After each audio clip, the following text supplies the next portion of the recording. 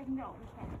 Which building They were like, it will be done in a month or two. Yeah, and then it'll be they really will- nice and blah blah blah. And so we can see and we complain like, okay, before the new management, there were more people in the building working.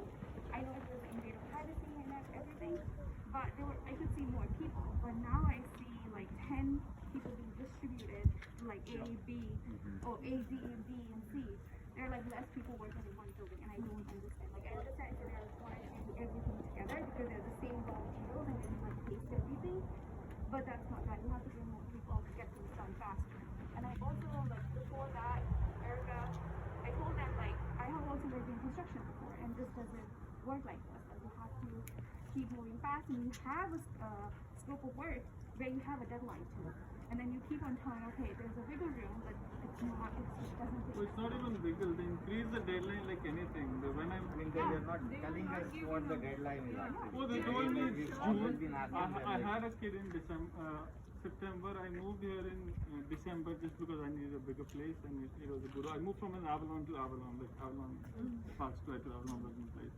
And I had this smaller kid, and as a new parent, I already struggling, and with the noise and everything, it was not helping. I sent them so many emails. Erica at least used to respond to those emails. Right.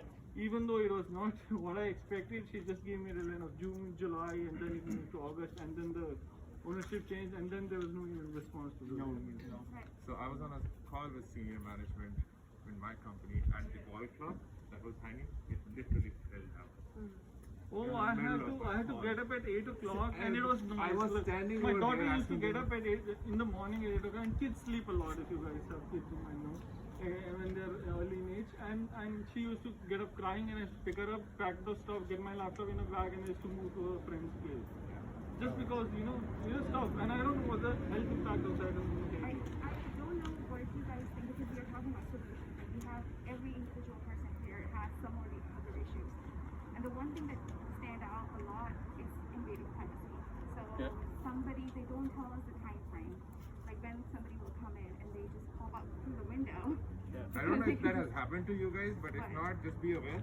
I was literally sleeping, and there was a guy right inside my house. they were inside. Inside. They just opened up the window from outside, and he popped in. And I woke up, and I saw a huge giant guy standing right next to my bed, and I like, what? Are you kidding me? This can happen to any one of us. So just be aware, like this might happen to you guys. Have we seen them working late at night? I heard, Yeah, someone mentioned on the email. I live in building A. They leave that generator on sometimes. I don't know if anybody else lives in building A, but it's loud. It kicks on every 20 minutes to the point where you cannot sleep. And they were working until 6 a.m. I have flashlights in my window, people on the scaffolding. I'm the one who posted that YouTube link. I literally sat there and recorded it from inside my bedroom. It's that loud. I can hear complete conversations, yelling, noise, power tools, and then they started doing the walkway, the waterproofing. I talked to another resident here and they got the MSDS form. Those chemicals are not meant for prolonged exposure. And it's right outside and it smells like building D, you can smell it all the way from building A. And they did that for a whole week. And you weren't allowed to come home after 9 p.m. or you either had to stay in your apartment and you could not leave. And that's illegal. You can't just tell people you have to stay home or you can't come home at all. Well, if they tell you that, they have to compensate you. And they did not. Stay in a hotel. Exactly. Sticky? Yeah. Yes, So it's the playground, I don't know if any of you have kids that like to use the playground, but our son does, and we use it every week. And so there's a playground right behind the pool to the left here. And a couple of weeks ago, we went on it, and we noticed it was sticky and it smelled funny.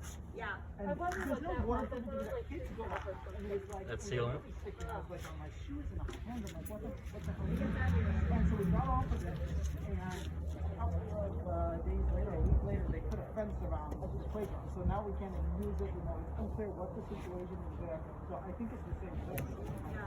if they're working late at night, can we just call the cops or the nursing? That's what I did. I called the cops everywhere. Did that work?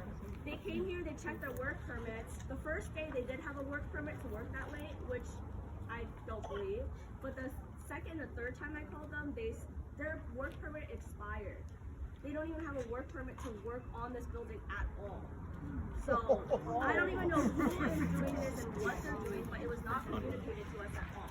And I think we deserve to know what kind of chemicals are being put around our apartment. Did the police do anything though when they didn't have a valid work permit? Yeah, they shut them down the couple other times. I have No, a but I am question. gonna get a police report. Who lives in ground floor? Are you getting humidity inside your building because you cannot open the window? Yeah, there's like, besides that, there's dust. I mean, they made a hole in my wall. There's constant Oh, there are noise. several holes on my wall. No, same And thing. so like when they made the hole, the company like knocked on my door. They were like, "Oh, please don't call on us. Like we'll fix it right away." And I was like, "Yeah, sure, pal." So I made a repair order like about 3 weeks ago. Submitted it to them, and they said, "Oh, we'll take care of it." 3 weeks have gone by and I haven't heard back shit. But you have the work order. Yeah, we submitted it. I don't have it personally. You should get a I know. copy of your work order. Yeah, I yeah. have every I should copy have of done that, every work yeah. order. So, Yeah, I could probably sell that. in our case, there is a lot of humidity. We cannot open the windows because the dust comes inside. Yeah. A part of the rats that are roaming around, yeah. right? So there is humidity. We can see that mold starting to come out Yeah. in some areas. Even you go to the master bedroom, the carpet, you can feel humidity in the carpet because we cannot open the window. I decided to move out in my last week, and now I'm afraid that when I come out, they will say, Yeah, they're They gonna just do did that to it. somebody. They just did that to someone. Yeah, they Charge just them did for it for a everything. month. Charge them for everything. It's They were in here our for a month. contract to open the windows, by the way. It's in all of our contracts. We need to open the windows and we need to turn the heat on if there's Right. smoke in order to keep mold out. So this will probably happen to you. Like I said, why didn't you open the window? but there is that. You have rats. You have all these things that are going around. But that's it. There's a lot of dead rats. Did anyone take any photos of the rats? I see them on camera. Right there, if you want to check them out. That's another thing. Like, just talking about the zoos, be careful to not put dead rats in the zoos because rats can be taken out, taken down, but maybe burn a bit or something. I don't feed on. That's another thing. I don't think it's a dead rat, but if anybody goes behind, I think it's building F over there, it's just tunnels and tunnels. Same thing right here. Behind the dumpster. Yeah. Same thing here. It's, like, I don't see dead ones, but I see probably, if I have to take the trash out, probably about 15 live rats running around. Everywhere. Yeah, I saw at least a dog. Yeah. Like, I'm not even joking. Yeah, counting all of them together, it's just like, they're everywhere. Yeah. So here's where the dirt tractor is, and they also have a few other vehicles here sometimes. So they run over rats. So like typically around like 8 a.m., 9 a.m., this is when I'll see a lot of dead rats, freshly dead rats around the garbage cans here because they want mold right here. So let's talk about action. It's already almost 12:30, and I'm getting hungry. I don't know what the rest of you. It sounds like we need two different documents. We need one that actually documents everybody's issues, right? Because everybody's experiencing slightly different things. There's some common things like noise and the rat infestation, but not everybody's having construction issues. Not everybody's like fully got the scaffolding even up yet. So we should document that, but we should also have a community letter that we all sign. I want to warn you that if you sign this, you may face some retaliation. They may decide to terminate your leasing agreement, so please be aware. I'm happy to send out a Google Doc and start writing that letter and, start another document where you all can, collate, what's been happening to you, or I can even set up a Google form so it's a little bit easier and then we'll actually have like a database. But then we should decide when we want to take that to management, and like what the demands in that letter should be. I've written down a few that some of you have already mentioned, and I will go over them now, but I'll also repeat those in the email. Rent concession for those of you who need to stay, right? Termination of your current lease without financial obligation. Being able to move to another unit. Stoppage of work until issues with the currently contracted construction company have been resolved.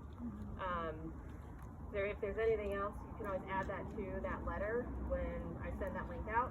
I would add that they have to finish the current construction before they start anything else. Yeah, it's been going on. Working one building at a time. Yeah, they say they're putting up the scaffolding on building E, but that doesn't make sense to me. Oh yeah, they're gonna start rolling over into the section that's over there. They're not finished with this, and they're already getting to I know. move the construction there. Yeah, We've it's, heard from management they're planning on doing construction on the main building already too. I think it would be important to also add for rent concession, like to make it more precise.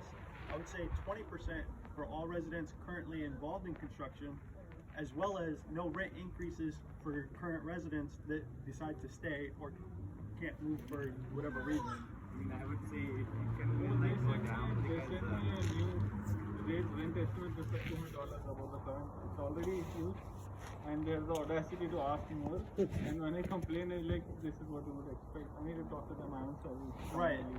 So I would say that anybody involved right now with it, no rent increases for the duration that we live here, because they're going to take advantage of their contract goes out. They'll take advantage right away, and then they'll be like, you got to move out if you want cheaper rent, like go somewhere else. And to that point, I would expect that when the scaffolding comes down and, you know, the buildings have new skin on them, that they're gonna adjust the rent. of course, yeah. They already said rate. that new people coming in are paying way more than we're paying. Right. They're saying that, but I looked online and I was like, "Hello," and I don't think so. They don't have prices listed online. Yeah, absolutely.